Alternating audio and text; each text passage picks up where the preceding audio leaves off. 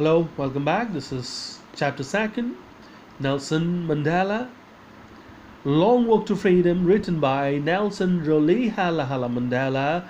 And today I'm going to explain page 22nd to you. So here we go.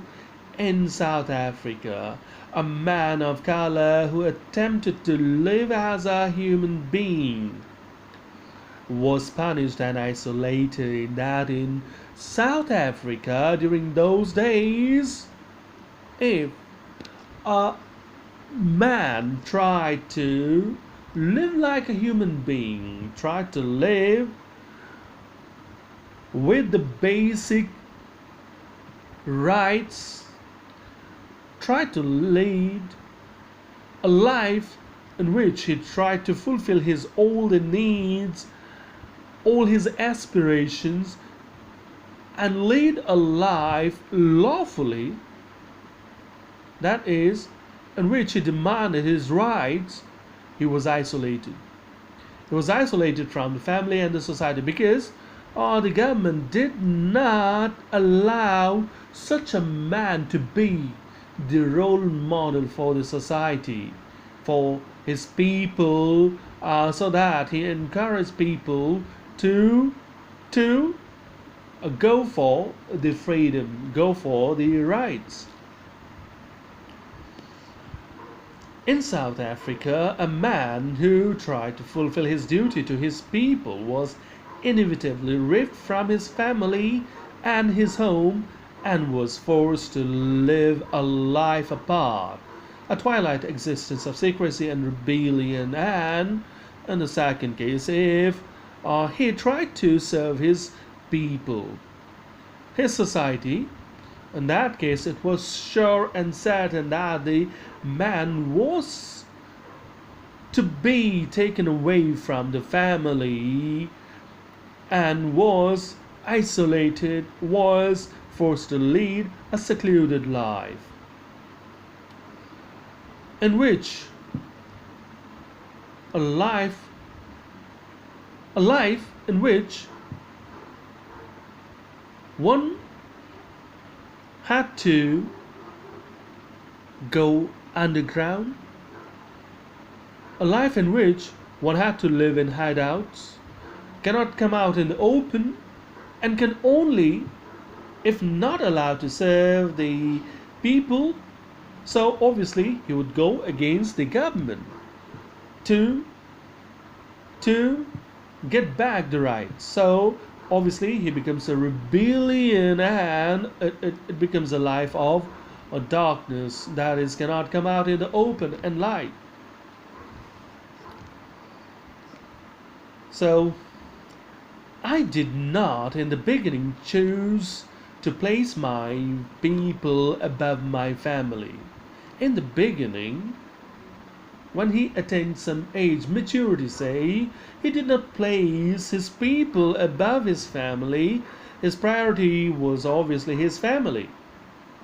But in attempting to serve my people, I found I was prevented from fulfilling my obligations as a son, a brother, a father, and a husband. And when he tried to serve his people, not only family, but when he tried to serve his people, he found that he was not allowed to fulfill his basic duties. The duty towards his father, mother, brother, sister, children, or to his wife. I was not born with a hunger to be free. So when he was born, as a child, he had no idea of freedom. That is, he had no idea that things were against people, things were not going in a proper system, proper way, and that people were not allowed to lead a decent life. So he had no idea. As a child, his world was limited, and he was only concerned of his own freedom as a child. So he had no hunger for freedom. I was born free. He was born free. As a child, he was free. Since free in every way that I could know. He was free in all the respects. So far as a child could imagine, a child can imagine, in fact. As a child, he has no knowledge, no idea of freedom, what a freedom is all about. So, a child remains concerned of his own basic freedom, say, he is allowed to fulfill his wishes or not, and that's his freedom. Okay, so here what is said, let's see. Free to run in the fields near my mother's hut, free to swim in the clear stream that ran through my village, free to roast millies under the stars and ride the broad backs of the slow-moving bulls. So, as a child, freedom meant all these things. That is, if he was allowed, as a child, he was free to run in the fields near mother's hut.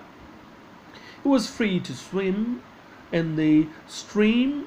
He was free to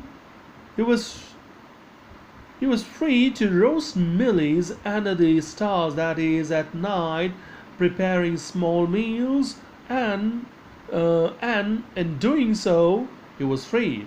That is, as he wished to do so, and he was able to do it, so he felt he was free, and he thought he was free in that way.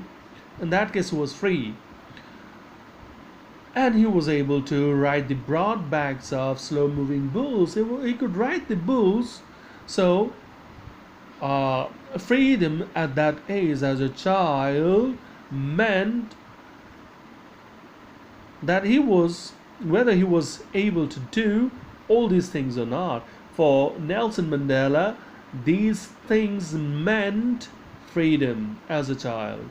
And as he was able to do these things, so he considered he was free. And so he was not bothered about any kind of freedom. He didn't think about freedom. As long as I obeyed my father and abided by the customs of my tribe, I was not troubled by the law of man or God. And as a child, so long as he obeyed his father, and he abided by the customs of the society, he was free, and he was not, no feeling came to him that he was not free. His people were not free, so thoughts never came to him. So he was not restricted, he was not,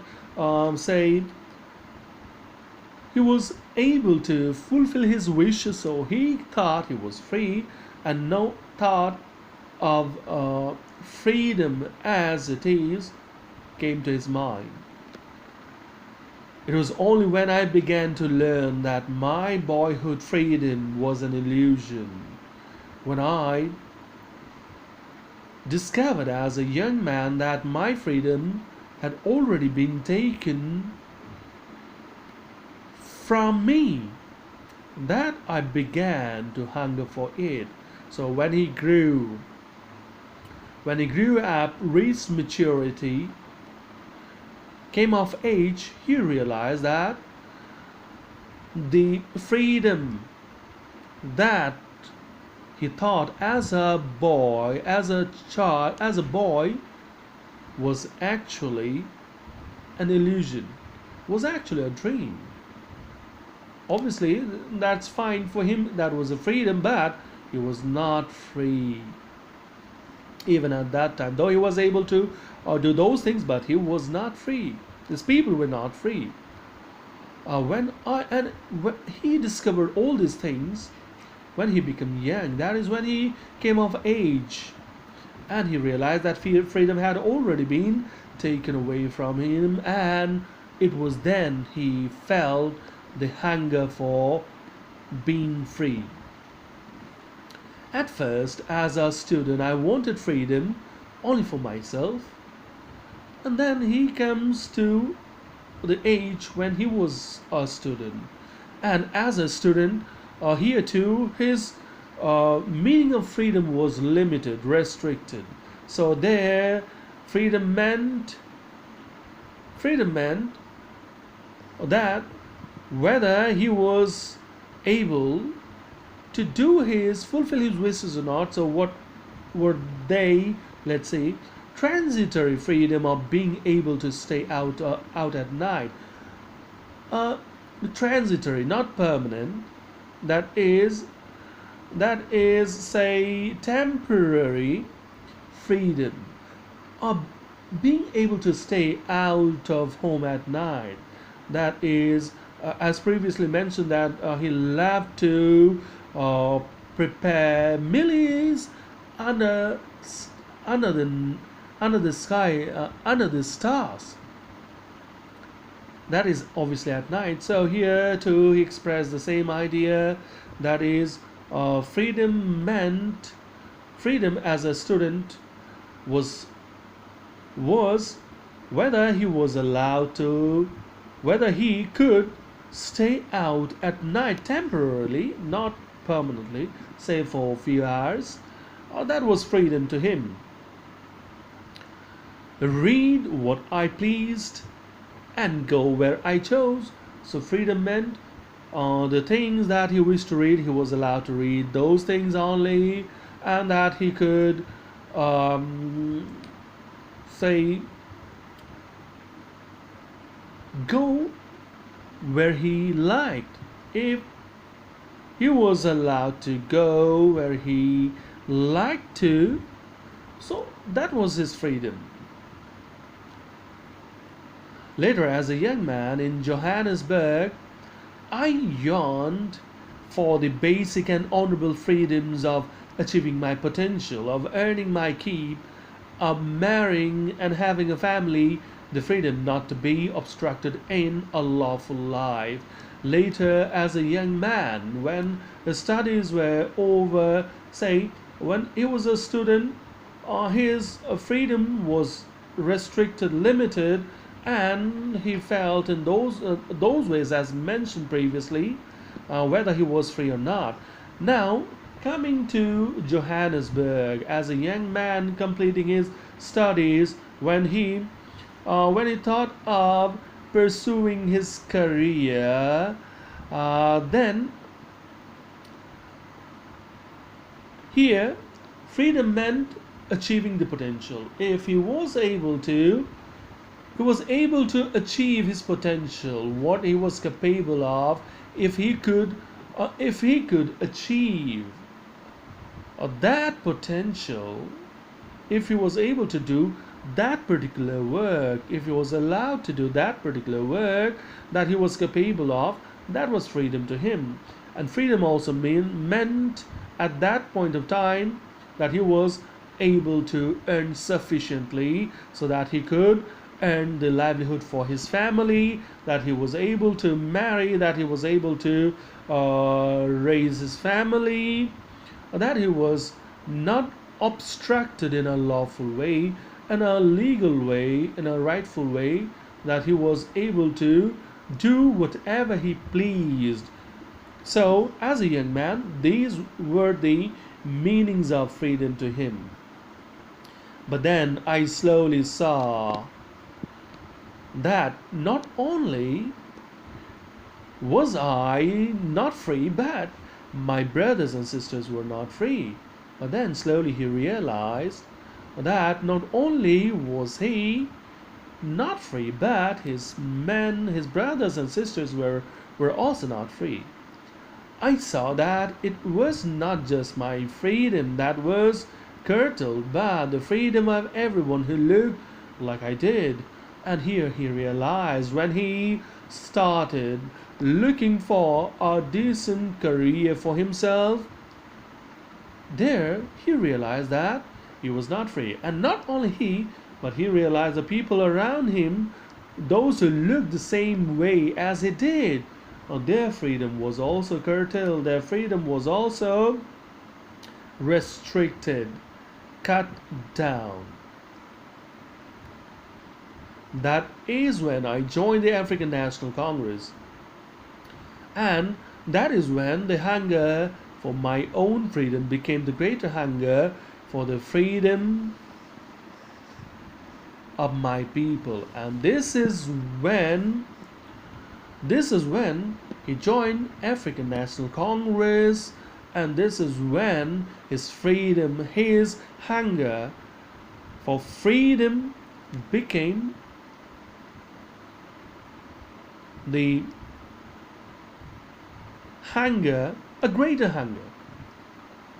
His hunger for freedom became the hunger for the freedom of his people, because he realized that if his people are free, then he is naturally free. So here he started to work for the society. So this is all for now. Thank you.